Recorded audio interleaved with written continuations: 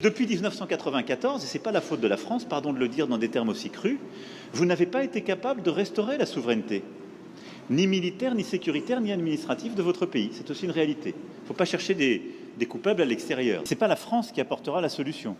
Et je le dis ici avec beaucoup de clarté et d'humilité.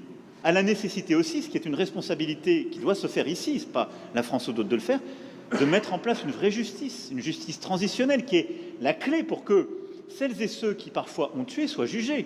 Et parfois, ils évoluent encore, ils sont là, ils sont encore avec des responsabilités. Comment voulez-vous qu'il y ait une paix durable et de la confiance dans un pays quand la justice n'est pas passée? Ne demandez pas, n'accusez pas la France pour quelque chose qui dépend de vous, là. Non pour prendre tous les fardeaux. Et si on est clair, soyons clairs jusqu'au bout et assignons toutes les responsabilités, y compris les responsabilités congolaises, y compris les responsabilités de la sous-région.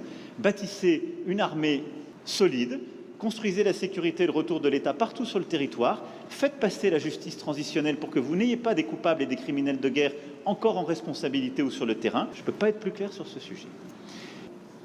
Parler d'agression, on l'a fait par des groupes.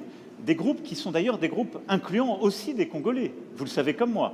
Donc ça n'est pas une agression d'une puissance extérieure. Ils sont soutenus par plusieurs puissances extérieures dans une logique de prédation.